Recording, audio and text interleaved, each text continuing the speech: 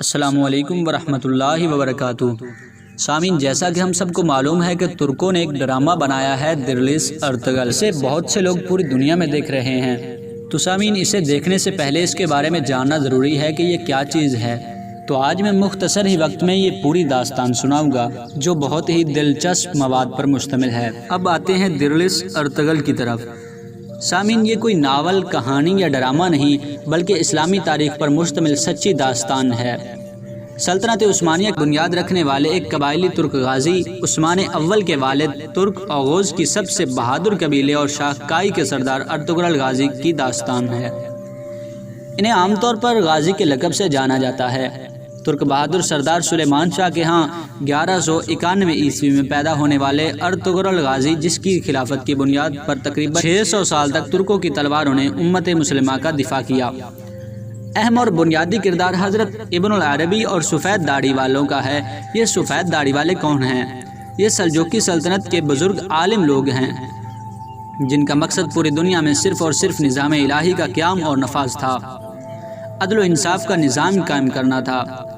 Ertugrul Ghazi جو نوجوانی میں ہی وحشی منگولوں کے خلاف لڑ رہا تھا، جبکہ اصل شروعات سلجوقی سلطان علاء الدین کی بھتیجی حلیمہ سلطان کو صلیبیوں کے چنگل سے آزاد کرا کر باقاعدہ میدان جنگ میں اتر چکے تھے، جس کے بعد ان کے والد سردار سلیمان شاہ نے انہیں حلب کے ایوبی سلطنت کے امیر عبدالعزیز کے پاس ایلچی بنا کر بھیجا، جو صلیبیوں کے ہاتھوں یرغمال بن چکا تھا، اور ان سے صلیبیوں کو روکنے کے بدلے قبیلے کو آزاد کرنے کے لیے زمین کا مطالبہ کیا تھا۔ ارطغرل غازی نے زمین لینے اور حلب میں صلیبیوں کا گیم بگاڑنے میں کامیاب ہو چکا تھا۔ اس کے بعد صلیبی قلعے ایمینوس، جو بہت زیادہ اہمیت کے حامل تھی، اپنے والد سردار سلیمان شاہ کی سربراہی میں چڑھائی کر کے فتح کیا اور شیطان استاد پیتروچو کو قتل کر دیا۔ بھاگنے میں کامیاب ہونے والا صلیبی کمانڈر تیتوش بھی قتل کیا گیا۔ سلطان علاء الدین کی بھتیجی، جس کا نام حلیمہ سلطان تھا، اس سے ارطغرل غازی نے شادی کی۔ والد سلیمان شاہ کی وفات کے بعد حلب سفید داڑھی والوں کی خواہش کے مطابق منگولوں کی یلغار زدہ علاقے کی طرف ہجرت کی اور اپنے بھائیوں گندودو سگورتاکین سے مل کر سلجوقی سلطنت کے غدار امیر سات الدین کوپک کی تمام سازشوں کے باوجود ارطغرل غازی نے منگول کے ایک اہم لیڈر نویان کو شکست دی۔ نویان منگول بادشاہ اوکتائی کا رائٹ ہینڈ تھا۔ اوکتائی خان چنگیز خان کا بیٹا تھا اور اس اوکتائی کا بیٹا ہلاکو خان تھا جس نے بغداد روندا تھا۔ اور اس کے بعد ارطغرل غازی نے ایک بار پھر سفید داڑھی والوں کی رضا پر مغربی بزنطینی سرحد پر ہجرت کا ارادہ کیا، مگر ان کے بھائیوں نے انکار کر دیا۔ اس صورت میں انتہائی محدود وسائل اور بہت کم مگر بھروسہ مند ساتھیوں اور لوگوں کے ساتھ ہجرت کی، جن میں سب سے اہم ان کے 3 بہترین جنگجو ترگت بامسے اور دوبان شامل تھے، جو بچپن میں جنگل سے ارطغرل غازی قبیلے لے کر آیا تھا اور ان کی پرورش کی۔ ان کے علاوہ سردار حکیم ارتک اور سپاہیوں میں عبد الرحمن سامسا، دومرول، مالک شاہ، کنگوت قابل ذکر تھے۔ ہجرت کرنے والوں میں والدہ حائمہ اماں، چھوٹا بھائی دوندار اور ان کی بیوی حلیمہ سلطان، بیٹا گندوز شامل تھا، اور حلیمہ سلطان کا بھائی شہیر شامل تھا، جن کو راستے میں امیر سات الدین کوپک نے شہید کر دیا۔ مغربی سرحد پر کئی سال غربت اور تنگ دستی کا سامنا کیا، مگر پہلی فتح انہوں نے صلیبی قبضے میں موجود ہانلی بازار کی صورت میں حاصل کی۔ وہاں زبردست اسلامی اور منصفانہ نظام قائم کیا، جس سے مسلمان اور غیر مسلم دونوں خوش تھے۔ سلطان علاء الدین نے ارطغرل غازی کو مغربی سرحد پر اپنا سردار اعلیٰ بنایا اور وہاں کے ریاستی امور ان کے سپرد کیے۔ امیر سعد الدین نے ان کے خلاف سازشیں جاری رکھیں اور ان کی فتوحات کو سست ضرور کر دیا، مگر روک نہیں سکے۔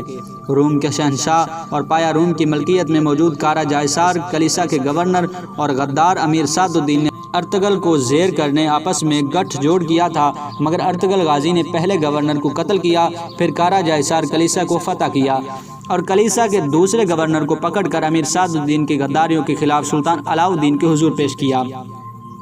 سعد الدین سلطان کی بیوی کی مدد سے بچ گئے، مگر گورنر کو وعدے کے مطابق ارطغرل غازی نے رہا کر دیا اور ان کی جان، جس سے متاثر ہو کر وہ گورنر مسلمان ہو گیا اور ارطغرل کا ساتھی بن گیا۔ کافی اہم کامیابیاں حاصل کی اور شہادت کا مرتبہ پایا۔ دوسری طرف امیر سعد الدین نے سلطان علاء الدین کو زہر دے کر قتل کر دیا اور اس کا الزام ارطغرل غازی پر ڈال دیا۔ پھر اس کے بعد ابن العربی نے ضمانت دی اور ارطغرل کو رہا کروا لیا۔ مگر اس سے سردار اعلیٰ کا مقام واپس لے کر ان کو قتل کرنے کے لیے ہمیشہ کی طرح ایک بار پھر صلیبیوں سے ساز باز کی۔ ارطغرل غازی نے ترگت اپنے بھائی سنگورتگین کے ساتھ انتہائی مشکل صورتحال کے باوجود مکمل کیا اور سعد الدین کو جہنم وصل کر دیا۔ یہ پہلا غدار نہیں تھا، اس سے پہلے مختلف قبیلے کے بہت سے غداروں کو جہنم وصل کر چکا تھا۔